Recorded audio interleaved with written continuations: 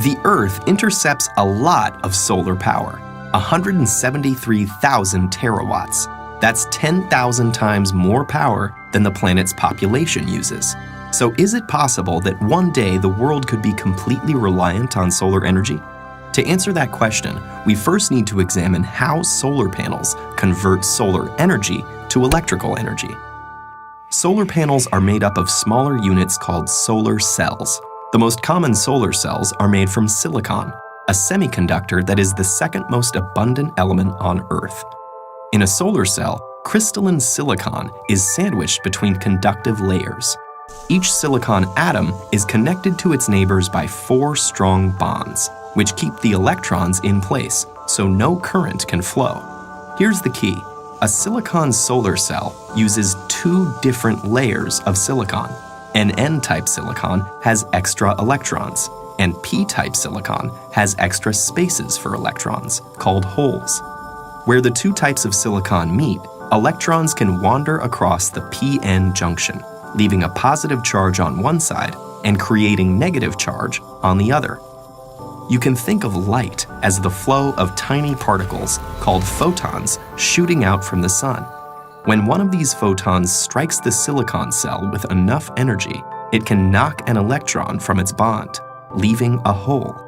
The negatively charged electron and location of the positively charged hole are now free to move around. But because of the electric field at the p-n junction, they'll only go one way.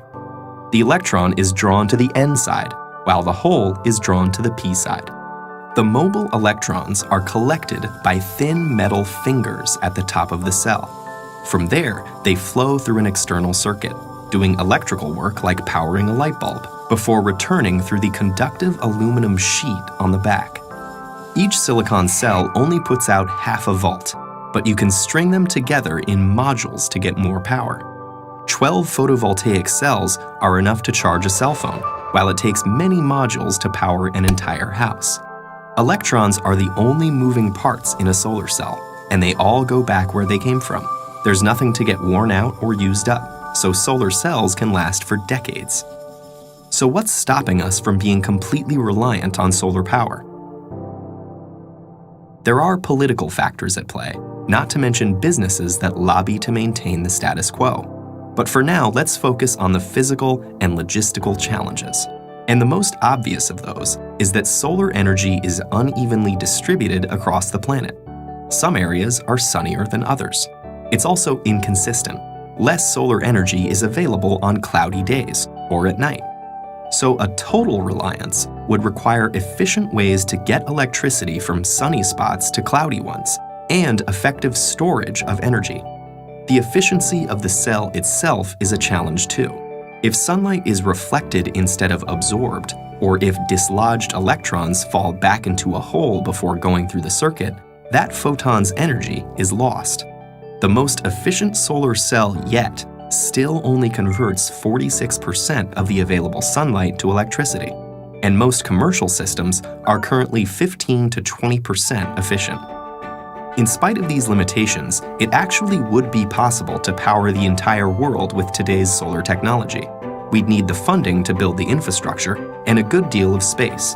Estimates range from tens to hundreds of thousands of square miles. Which seems like a lot, but the Sahara Desert alone is over 3 million square miles in area. Meanwhile, solar cells are getting better, cheaper, and are competing with electricity from the grid. And innovations like floating solar farms may change the landscape entirely. Thought experiments aside, there's the fact that over 1 billion people don't have access to a reliable electric grid, especially in developing countries, many of which are sunny. So in places like that, solar energy is already much cheaper and safer than available alternatives like kerosene. For, say, Finland or Seattle, though, effective solar energy may still be a little way off.